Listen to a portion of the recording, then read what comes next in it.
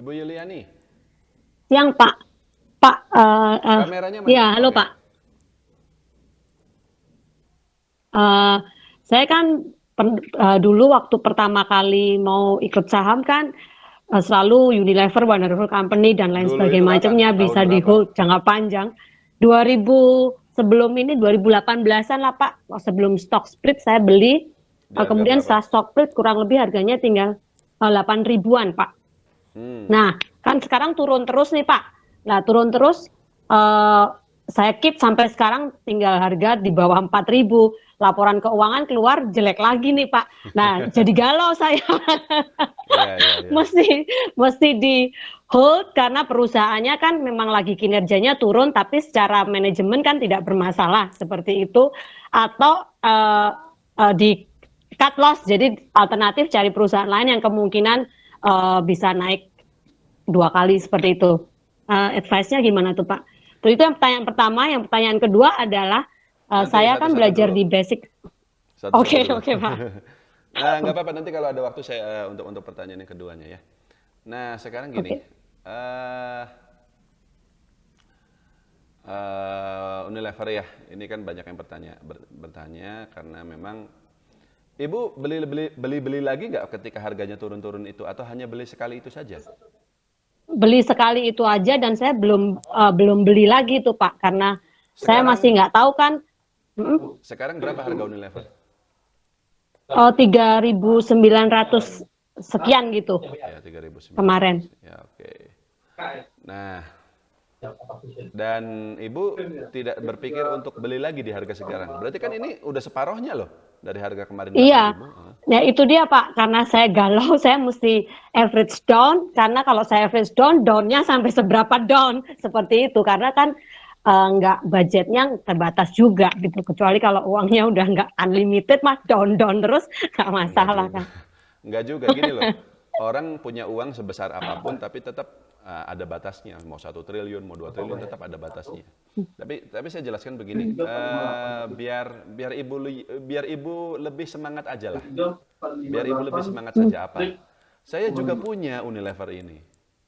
Dan saya belinya bukan tahun 2018, 2013. Lama, udah lama, 2013. Dan di harga berapa, Bu? 5.500 waktu itu.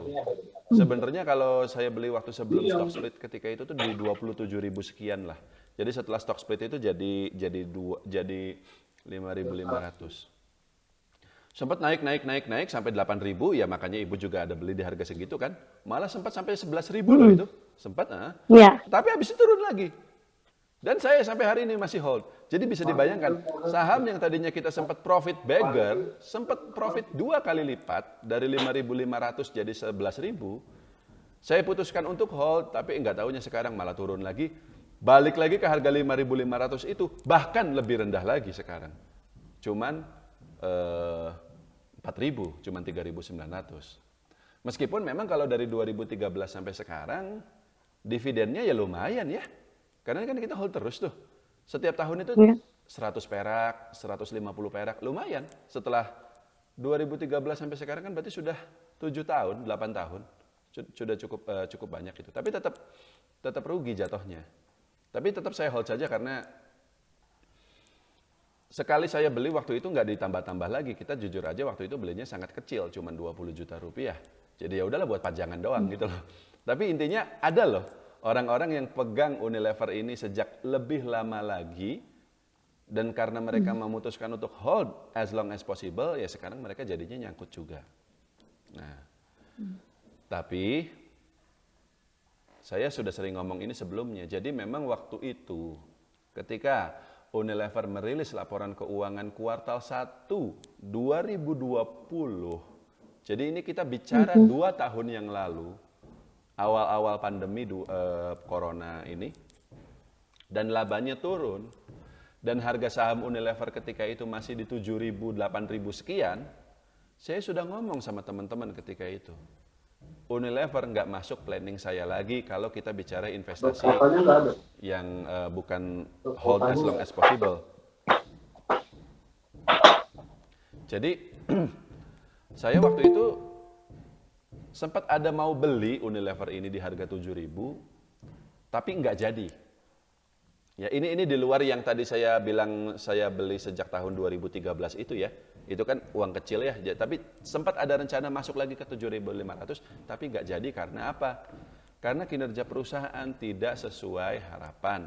Ternyata resesinya akibat pandemi ini cukup signifikan, cukup berat, sampai-sampai perusahaan jualan sabun, jualan sampo, ternyata kena imbasnya juga. Kadang-kala kan kalau misalnya krisisnya tidak terlalu besar, ya kinerja perusahaan consumer goods seperti Unilever juga tidak akan terganggu. Tetap akan labanya naik dia. Tapi karena ternyata krisisnya cukup parah loh sebenarnya kalau Anda masih ingat ya.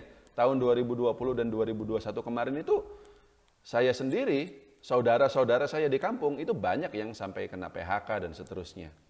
Saya dan teman-teman mungkin sangat beruntung karena kita masih bisa tetap kerja, tapi banyak orang yang mereka kehilangan pekerjaannya gitu loh. Dan nggak tahu harus bagaimana. Nah, kalau misalnya posisinya seperti itu, ya beli sabun Lifebuoy 3.000 perak juga mikir-mikir jadinya. Mending ganti merek lain yang lebih murah lah. Atau nggak usah mandi sekalian. Tapi kayaknya nggak mungkin ya kalau kayak gitu. Atau mandinya sehari sekali aja biar dihemat. Tapi ada loh orang yang harus membudget gitu ya, keperluan untuk seperti itu. Kita tidak perlu melakukan itu, kita tinggal beli-beli aja, tapi ada orang yang harus melakukan itu gitu. Sampo, sabun, pasta gigi itu harus dihemat, karena harganya lagi mahal. Dan karena kita lagi tidak punya penghasilan seperti itu. Nah, dan saya sebenarnya sudah hafal juga kalau ada perusahaan yang bagus, tidak ada masalah seperti Unilever ini, dan kinerjanya itu turun karena memang faktor eksternal saja, karena memang lagi krisis, maka kalau labanya udah turun di kuartal 1, sampai akhir tahun itu akan turun terus. Itu kita bicara tahun 2020. Nah, tahun 2021, pas kuartal 1, laporan keuangannya keluar, saya waktu itu nunggu lagi. Waktu itu sahamnya udah turun. Dari 7.000 itu udah tinggal sisa 5.000 atau 4.000 berapa lah. Saya berharap ketika itu bahwa setelah satu tahun 2020 itu turun terus, 2021 ini harusnya kinerjanya lebih baik lah. Apa yang terjadi ternyata Ibu Yuliani? Labanya masih turun lagi. Iya. Jadi waktu itu saya udah ngomong lagi. Jangan masuk dulu kalau memang waktu itu Bapak sudah keluar di harga 7.500. Kalau waktu itu ya. Kenapa? Masih turun. Ternyata resesinya masih terjadi di tahun 2021 itu. Ya jelas masih terjadi.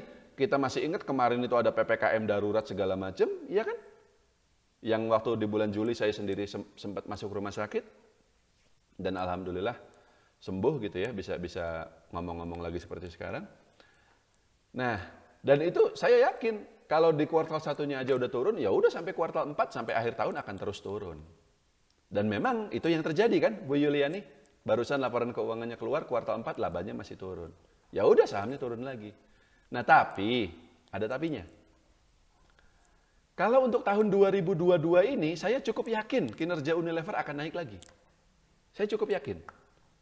Kenapa? Kita lihat yang Omikron sekarang ini. Ada PPKM lagi nggak? Ada. Tapi nggak sampai tutup-tutup lagi kayak waktu itu kan? Nggak sampai kita nggak boleh main ke mall gitu segala macam. Kenapa?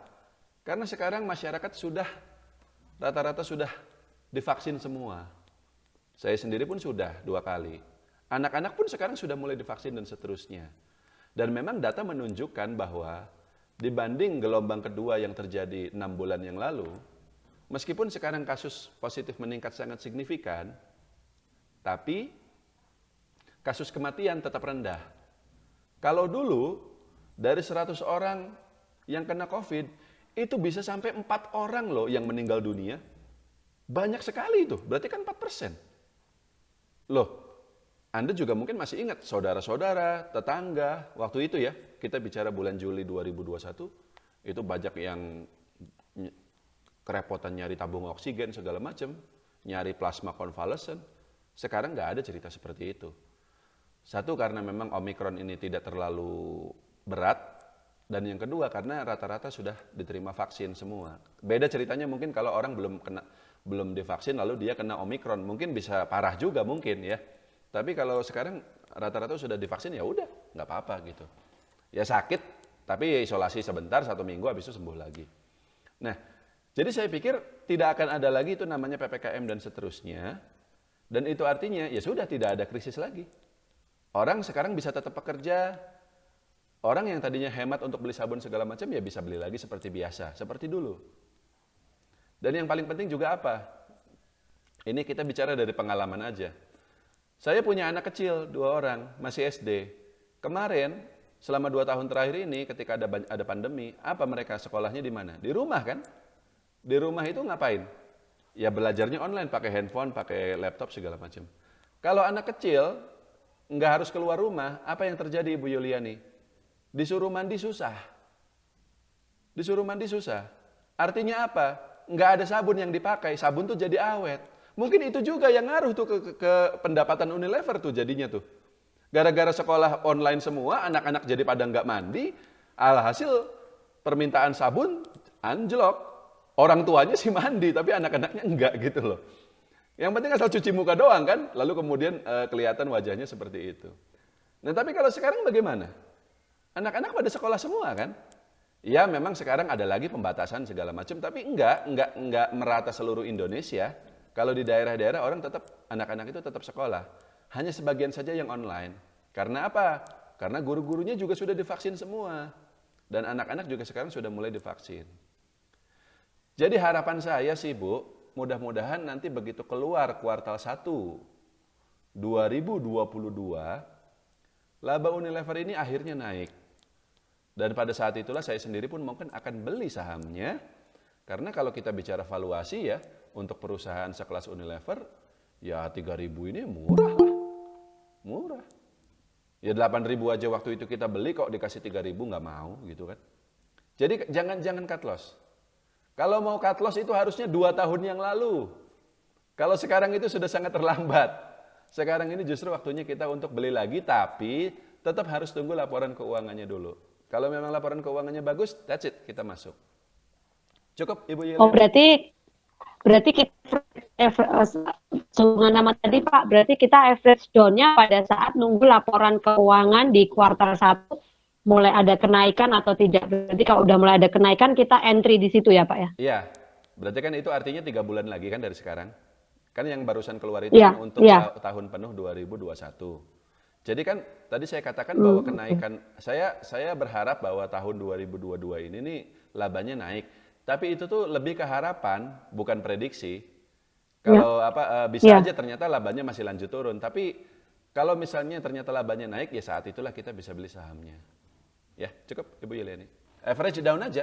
Kalau misalnya kita beli lagi di harga sekarang kan, nanti rata-ratanya jadi turun ke 4.000 atau 5.000. Jadi ketika nanti sahamnya kemudian naik lagi ke 5.000, Ibu sudah balik modal. Nggak harus dia naik sampai 8.000 gitu loh. Ya. Average down-nya sebaiknya tiap bulan atau langsung misalnya di harga ini langsung dimasukin semua Pak? Better yang mana Pak? Langsung. Menurut saya sih ketika nanti laporan keuangannya keluar, Unilever masih belum kemana-mana, masih di situ-situ aja. Sekitar 3.000 atau 4.000.